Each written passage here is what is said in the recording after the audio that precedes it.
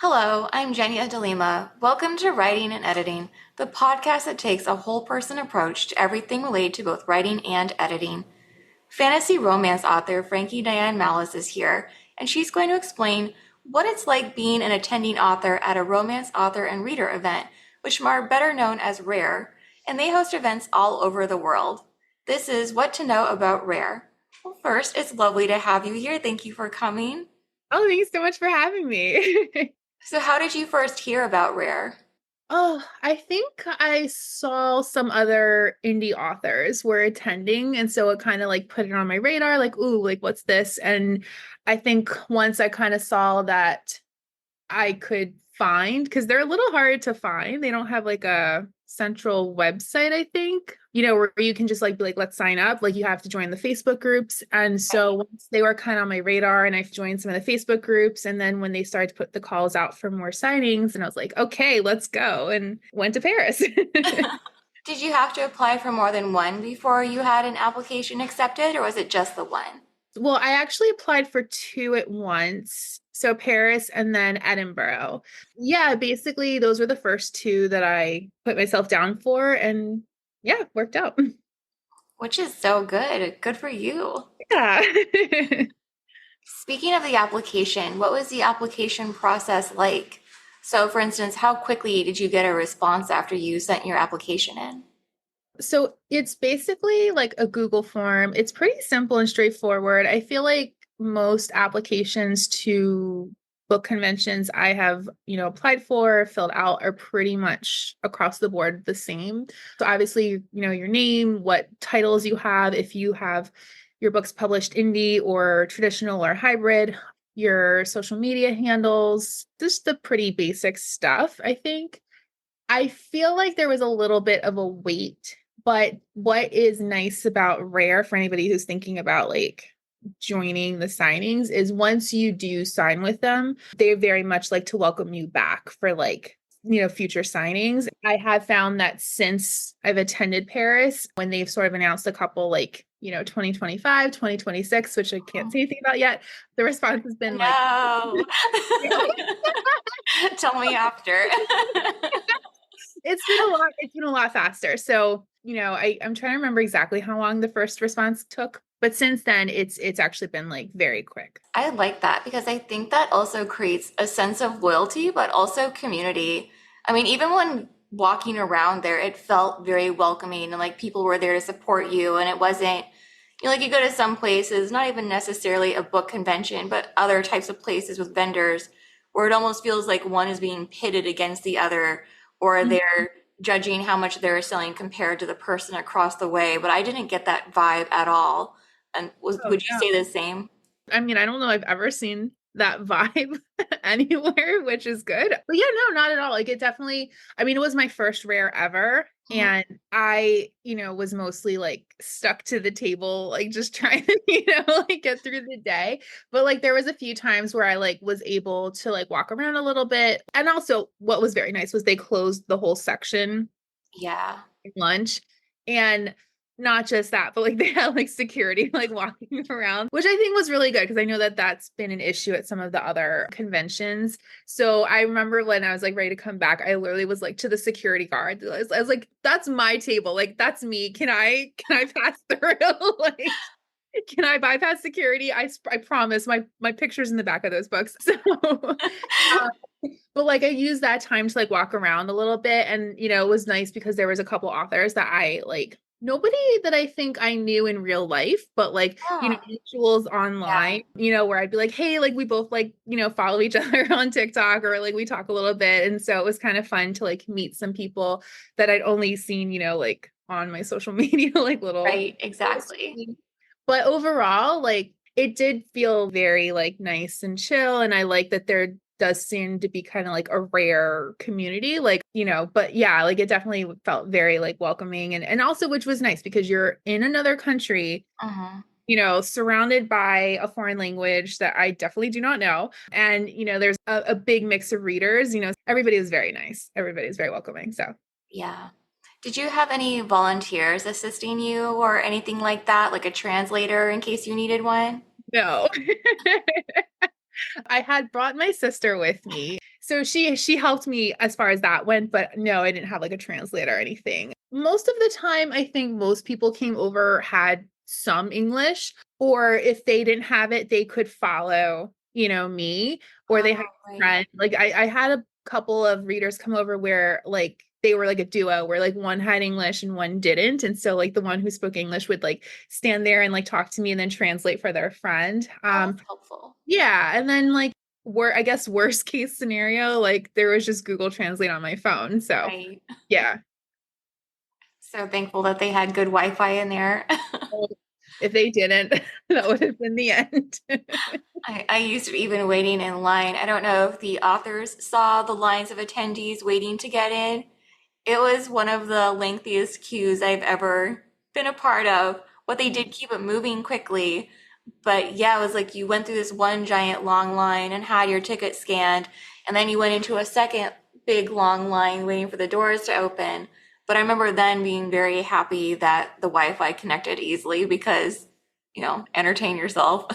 Yeah. I missed that. I was just trying to even get in on my end, like because I showed up because I was a little late. I was there before we officially opened, but like definitely like down to the wire of like, okay, let's open the boxes and put all the books out on the table. And I remember like I got there and I had no idea where to go in. Yeah, like it was really confusing because like I went up to the floor it was supposed to be on, but like the Mhm. the doors wouldn't open. Yes. We did Yeah, that and the night before trying to find it, and they only had escalators going one yes, way, so then you had to run right. the opposite direction on the escalators to get out of there. Yeah. And I think at some point, like we just kind of stopped on the floor and like I saw someone open a door and I just like weaseled my way and I was like, can I come in? Like, I'm an author. But yeah. And talking about your books and getting your table set up, how did you decide what to bring with you across countries and then what to leave at home? So I have banners, like the ones that you can pull out that are like 6 feet tall or Yeah. whatever.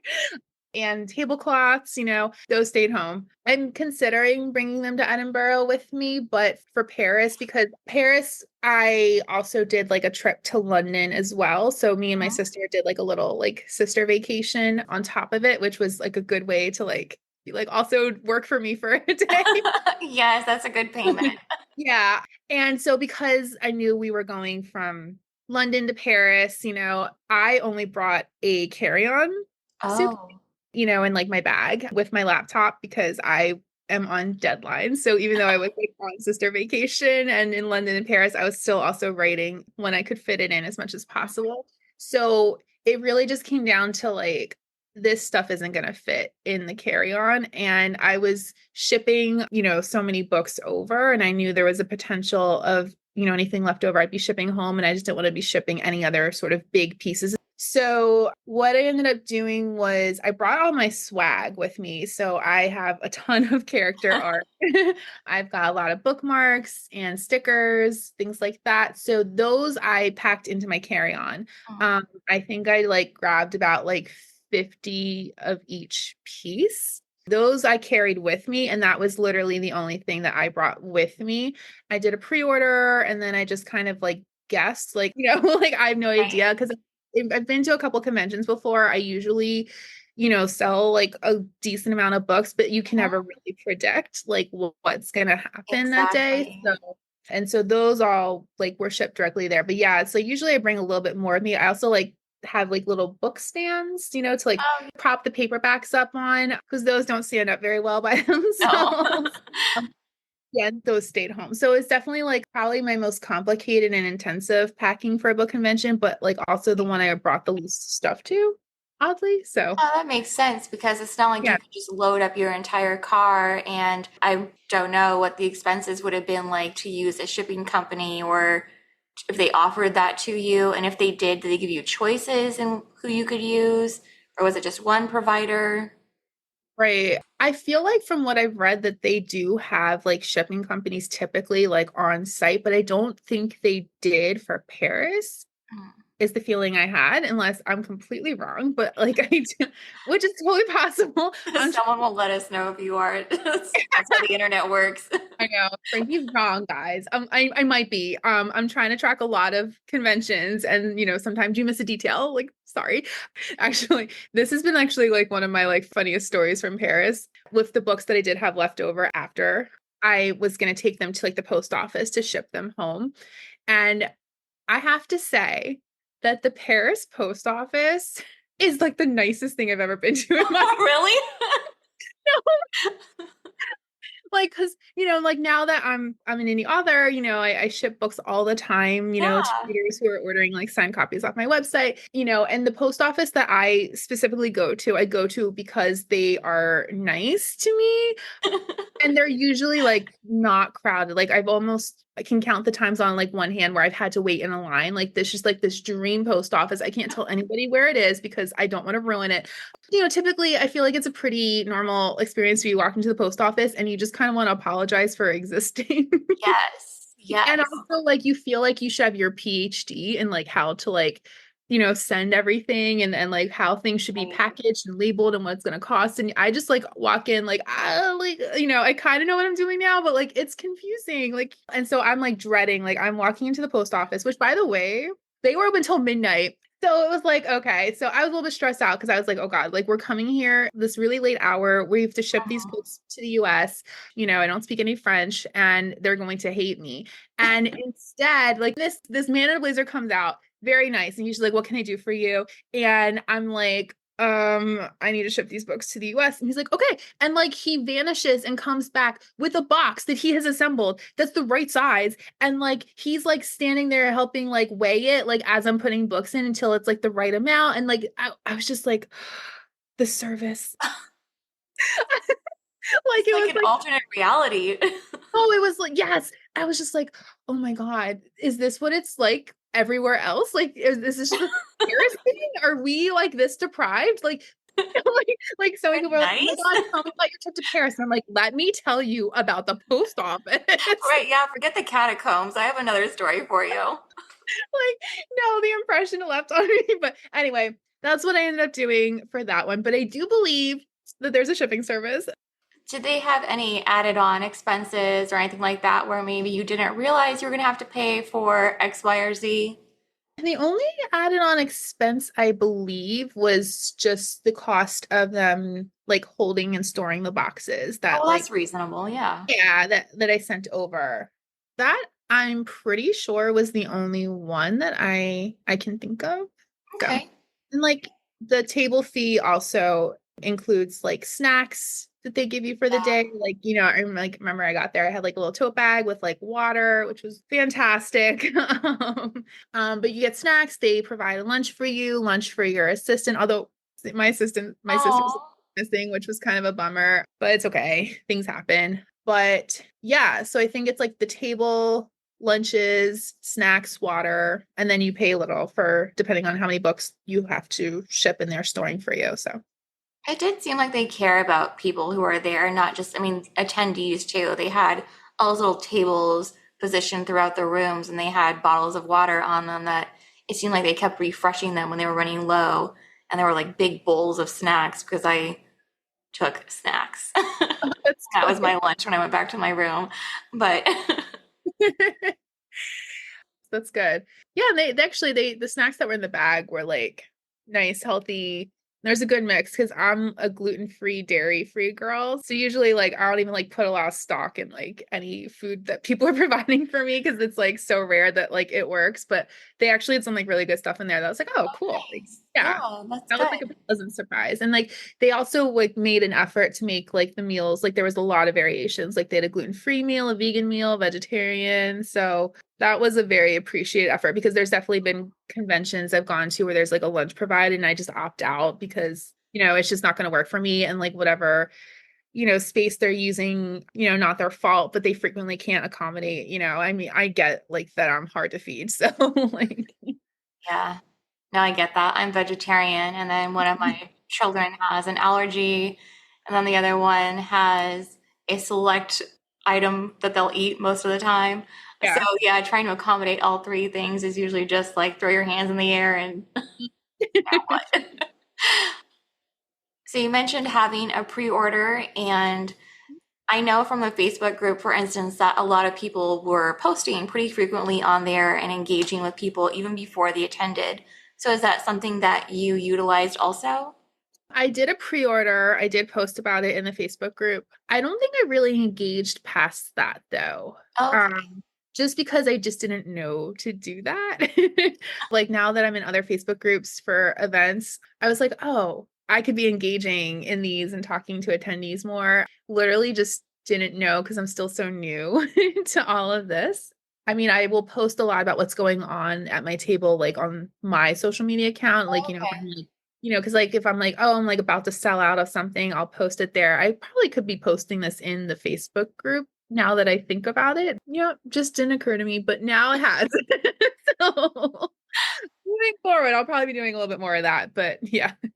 Yeah, because I remember by the end of the day, especially, they had so many authors saying everything here is this much off, or Mhm. all of this is now free, or the French version of this is sold out. And it just, I think it added to the excitement though, too, because you'd keep refreshing, like, okay, what's happening now? Right. I think I remember seeing that a lot of authors like typically will do like these crazy sales at the very end of the day to avoid bringing stuff home, which I totally get because I spent a chunk at the post office. Like I definitely sold most of the books that I sent, but like, there's Woohoo, yay. yeah, but like there was some leftover. So we were actually at the table next to, I forget the name. She had her assistants like screaming like free books. Like they were just giving everything away for Oh, free. wow. I was more like, I will discount these like insanely, but also you can like totally peer pressure me into like a lower price. It's the table next to you nudges you like, hey. Yeah, like easily. And like at one point, one of her assistants like came over and they're like, "Hey, do you want any books?" I was like, "Thank you so much, but I'm also trying to get rid of books. Like, I can't take anything home with me." Like, yeah. So we were kind of like, because a lot of people came over to her table because they were literally like free books, and then we were like really discounted. Still a bargain.